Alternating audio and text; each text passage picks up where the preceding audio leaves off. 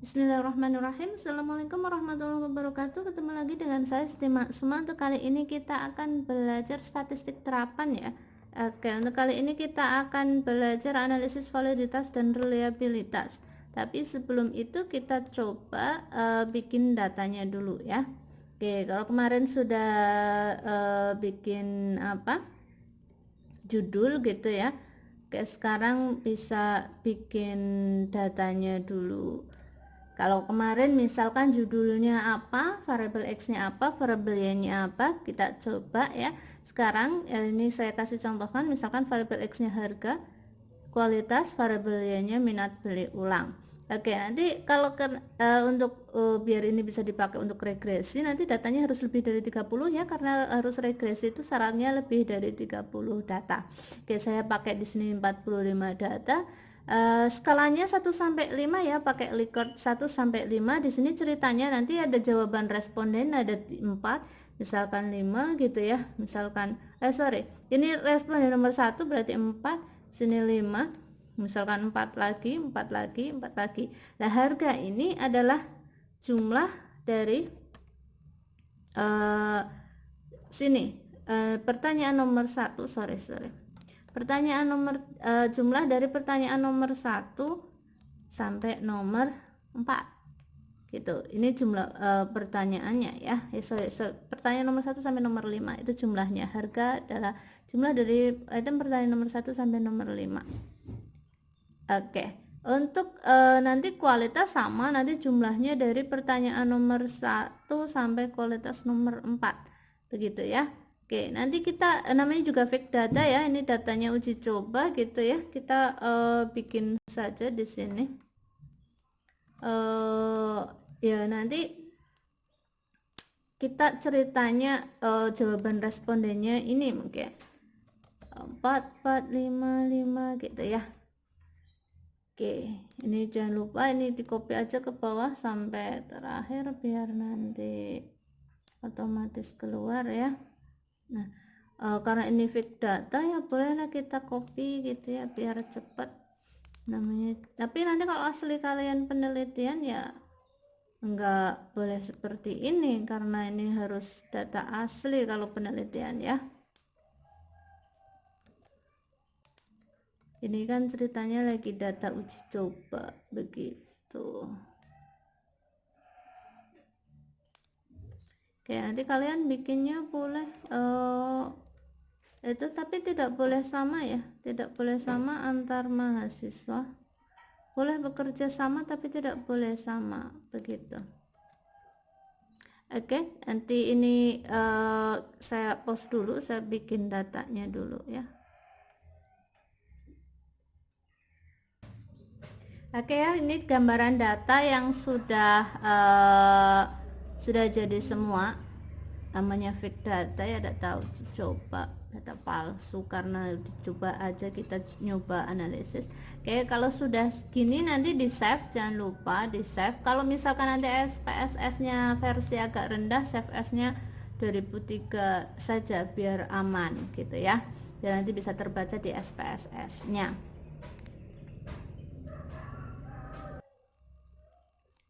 Oke, kalau sudah di save as ke 2003, nanti jangan lupa ini di close dulu, nanti biar bisa terbaca, di import ke SPSS-nya ya. Oke, setelah itu kita buka program SPSS-nya ya. Nanti kita pilih di program kita, nanti tinggal buka dulu ya. Buka ini sambil buka. Oke, nanti setelah kita buka program SPSS-nya ya, kita akan ditanya di sini open data existing, open an existing data source ya. Oke, kita langsung tekan oke saja, terus nanti kita cari di mana file file Excel kita tadi gitu ya. Oke, di sini kita data kuliah.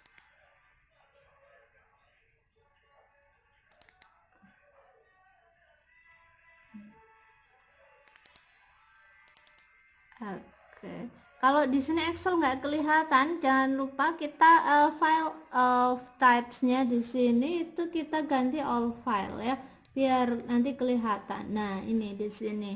Ini data Excel-nya udah kelihatan, jangan lupa open. Oke, nanti di sini akan otomatis terlihat. Oke, gini continue ya. Nanti akan otomatis masuk gitu ya. Nah, ini akan otomatis import dari Excel-nya langsung ke SPSS gitu ya. Oke, baru kita akan mulai analisis datanya.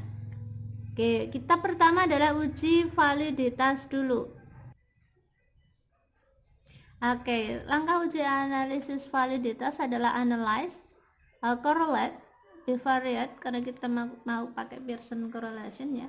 Oke, di sini nih item pertanyaannya dimasukkan bareng ininya, variabelnya ya. Item pertanyaan H1 sampai dengan 5 dan juga harganya. Harganya adalah jumlah dari H1 sampai H5. Oke, dimasukkan semua. Ini sudah aktif Pearsonnya ya, detail. Oke, kita tinggal tekan oke saja. Nah, ini hasilnya akan terlihat di sini di outputnya ya. Oke, di sini terlihat ini item pertanyaan nomor 1 H1 ini nilai signifikannya adalah 0,061. Lebih dari 0,05 berarti ini item pertanyaan nomor 1 tidak valid ya.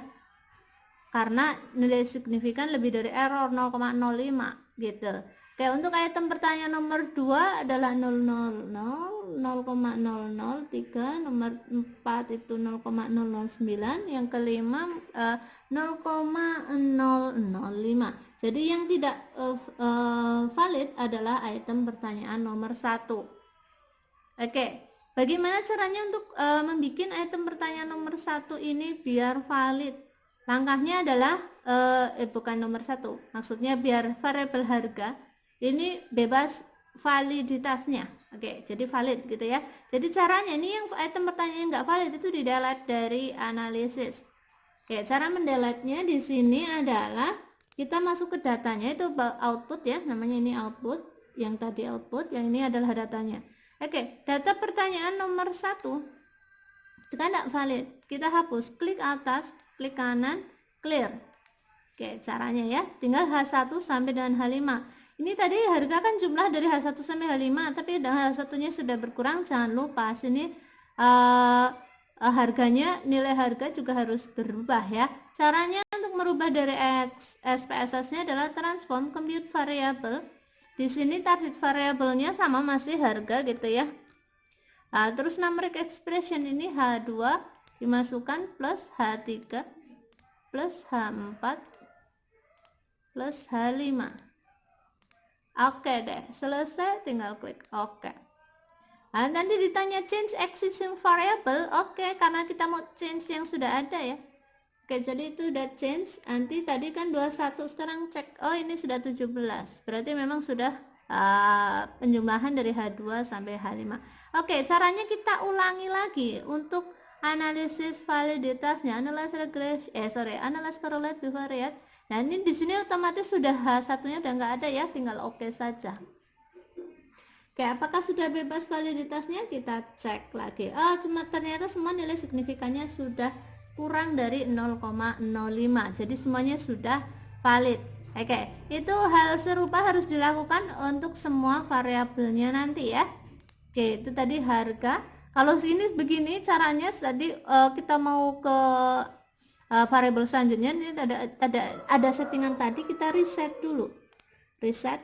Baru kita ke bawahnya K kualitas. Oke, langsung oke. Gimana hasilnya kualitas? Oke, kualitas ternyata sudah bebas validitas semua, tinggal yang minat beli ulang. Reset, jangan lupa. Oke, shift. Biar bareng begini saya tekan shift dan panah bawah ya. Oke, masukin semua. Oke, ini ada 6 item pertanyaan. Kita lihat Ternyata nilai signifikan semuanya, enggak, ini yang nomor 6, M nomor 6, minat PO nomor 6 itu nilai signifikannya 0,282, lebih dari 0,05. Maka caranya sama seperti tadi, harus di delete dulu M nomor 2 gitu ya, dan seterusnya.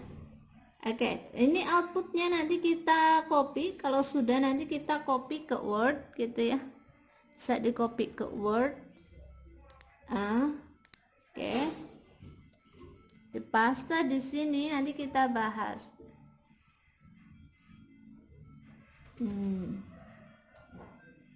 Tinggal paste tadi. Berarti ini kurang, pastenya nggak hidup. Copy. Sudah ada tuh ini gitu ya. Nanti kita bahas di sini karena nilai